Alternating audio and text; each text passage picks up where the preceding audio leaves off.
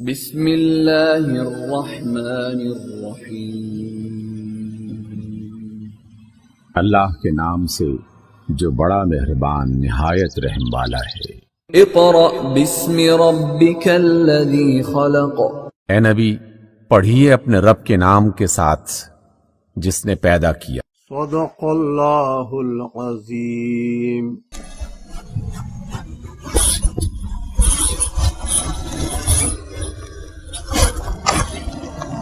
उसके बाद जो हर्फ है वो है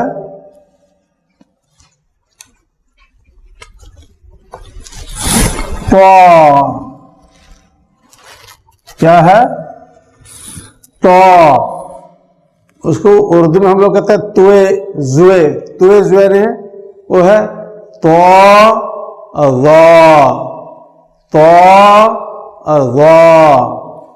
ये तो के लिए हम लोग तो में एक बौफड़ा लिए हैं।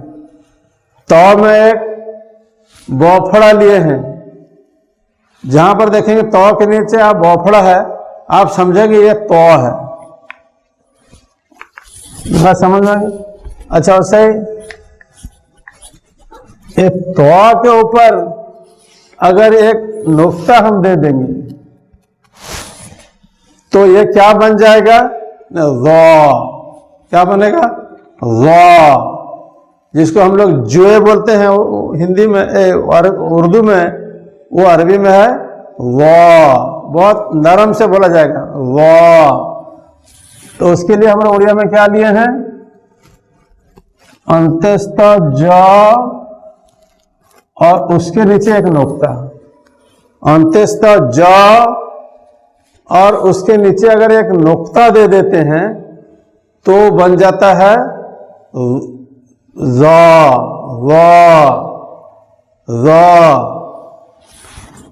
इसमें तो हिंदी में कुछ नहीं है, हिंदी का वही है। अच्छा, अभी उसके आगे बढ़ते हैं हम। आप एक चीज देखेंगे, जितना अरबी का जितना सब्स्टिट्यूट हमको उड़िया में मिलता है, मैं समझता हूं उससे दूसरे कोई भाषा में, दूसरे कोई जबान में इतना सब्स्टिट्यूट नहीं मिलेगा। जहां पर है उसको हम लोग बना दिए हैं, कॉइन कर लिए हैं। तो ज़ गया। उसके बाद जो हर्फ आता है वो है आइन। आइन आइन देखिए, मैं हलक से निकालना होगा उसको। आइन आइन, वो आइन के लिए हम लोग उड़िया में और उसके नीचे एक बिंदु ले लिए हैं। जहां पर आइन में जबर होगा तो वहां हम लोग क्या करते हैं? आ के नीचे एक बिंदु दे देते हैं तो आ पड़ जाओ। आ उसे कहीं पर अगर आइन के नीचे जेर है तो हम लोग वहां क्या करते हैं? एक हरसे लिखते हैं और उसके नीचे देते हैं। जहां पर ऐसा रहेगा आपको समझना पड़ेगा आइन में जेर है। ये हम लोग आगे चल के पढ़ेंगे। अब आप समझ लीजिए, ऐन के लिए हमने अ के नीचे एक नुक्ता लिए हैं। उसके बाद वाला जो हर्फ है वो है गैन। ये ऐन के ऊपर एक नुक्ता दे देने से वो गैन बन जाता है। ऐन के ऊपर एक नुक्ता देने से वो गैन बन जाता है। और उसके लिए हम उड़िया का ग और उसके नीचे एक नुक्ता दे दिए हैं। उड़िया का ग और उसके नीचे नुक्ता। ऐसा जहां रहेगा हम समझेंगे यहां पर गैन है। ऐन और गैन, ये हो गया ऐन गैन। अब आइए हम उसके बाद वाला जो हर्फ है ऐन गैन, उसके बाद आता है फा।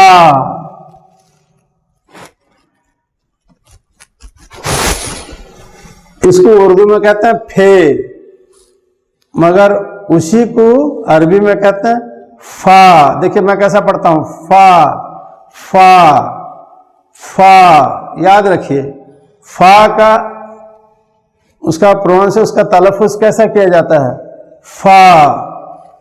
उसके लिए हम लोग उड़िया का फा और उसके नीचे एक बिंदु, एक नुक्ता। तो जहां फा के नीचे नुक्ता रहेगा आप समझेंगे ये फा है, फा। समझ में आ गई बात। उसके बाद देखिए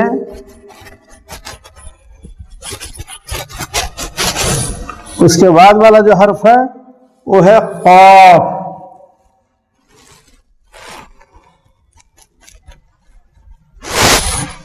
क़ाफ ये हलक से कहा जाता है, क़ाफ। मुंह को थोड़ा गोल करेंगे, क़ाफ क़ाफ क़ाफ। और इसके लिए हम लोग क्या किए हैं,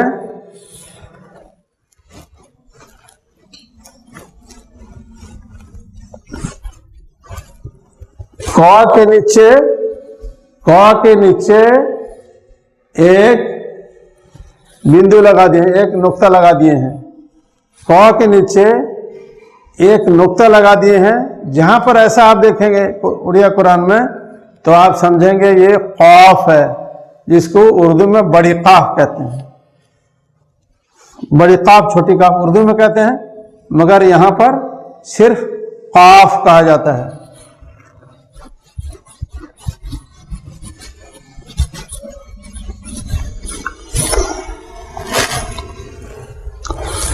उसके बाद फिर आता है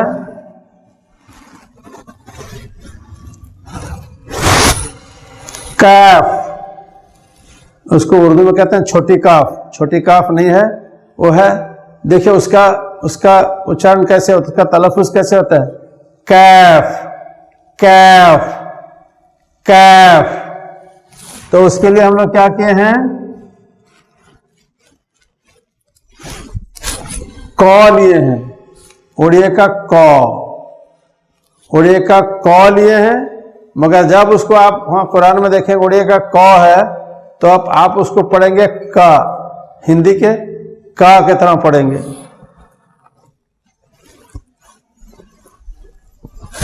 हिंदी के का की तरह पढ़ेंगे, हिंदी की का की तरह पढ़ेंगे। अब आते हैं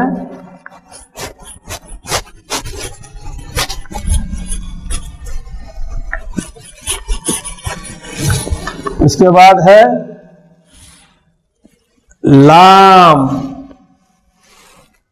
ये है लाम, उर्दू में भी लाम कहते हैं, ये अरबी में लाम। लाम के लिए हम उड़िया का लॉ लिए हैं। जहां पर लाम है अरबी में, हाँ उड़िया में ये लॉ है। लाम के लिए हम लोग लॉ का इस्तेमाल किए हैं। आप जहां देखेंगे लॉ है तो आप समझ जाएंगे जो ये लाम है। बात समझ गए। अब देखिए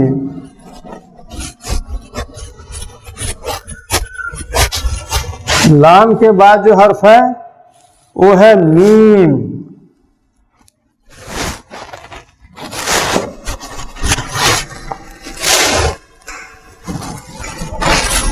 वो है मीम। वो क्या है, मीम मीम मीम। तो मीम के लिए हम लोग क्या लिए हैं,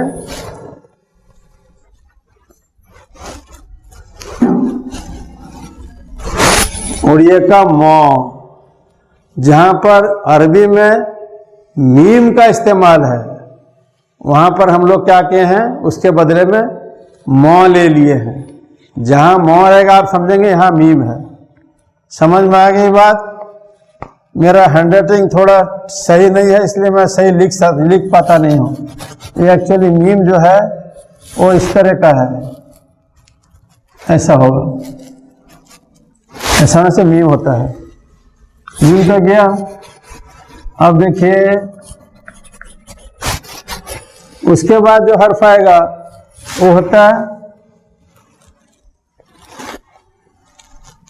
नून। क्या है? नून। उसको हम लोग उर्दू में क्या बोलते हैं? नू। नू नहीं है, वो है नून। वो नून के लिए हम लोग क्या लिए हैं? उड़िया का न। उड़िया का न लिए हैं, हिंदी का न। हिंदी का न। वो न लिखा है, आप जब पढ़ेंगे उसका प्रोनाउंसिएशन, उसका जो तलफ़ुज़ आप हिंदी की ना के तरफ करेंगे। ना।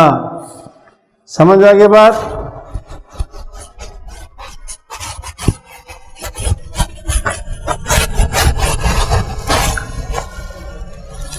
उसके बाद जो है वो है वाव।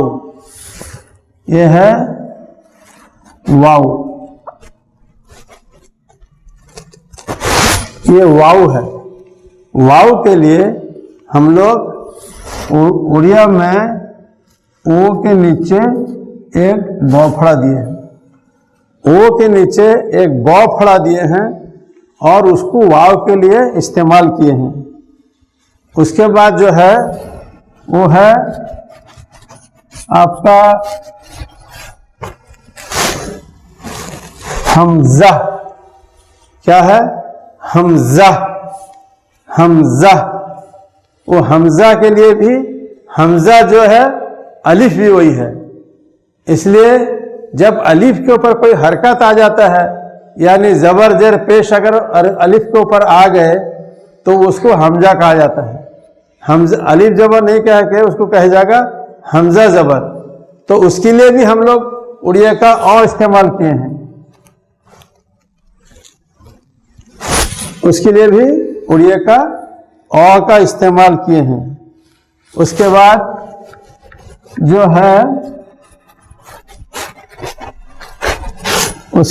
जो है वो है हा। हा। हा। उस टाइम में क्या हम लोग पढ़े थे? हा। हा, जिसको बड़ी हा कहते हैं। उर्दू में इसको क्या बोलते हैं? छोटी हा। छोटी हा नहीं, वो है हा। छोटी है बोलते हैं उर्दू में, पर अरबी में वो है हा। हा के लिए हम लोग लिए हैं हा। छोटी हा के लिए हमने क्या लिए हैं? हा लिए हैं। उसके बाद क्या है?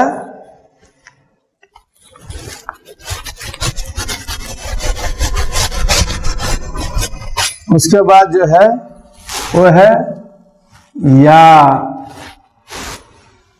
और ये या जो है दो तरह का है। इस तरह का भी है। इसके लिए हम लोग क्या लिए हैं? या। उड़िया का या लिए हैं हम। या के लिए हम उड़िया का या लिए हैं। अब जो अल्फ़ाबेट है, जो हुरूफ है, उसके बारे में आप लोगों का जहन बिल्कुल साफ है। मैं उम्मीद करता हूँ साफ हो गया होगा। अगर साफ नहीं भी हुआ है, आप इस वीडियो को बार बार देखिए, बार बार देखिए और जिस तरह का तलफ़ुज़ बताया गया है आप उसी तरह का तलफ़ुज़ करने का प्रैक्टिस कीजिए। इंशाअल्लाह आप बड़े आराम से, बड़े आसानी के साथ आप ट्रांसलेटेड कुरान को पढ़ सकेंगे। व आखिर दावाना अल्हम्दुलिल्लाहि रब्बिल आलमीन। अस्सलामु अलैकुम।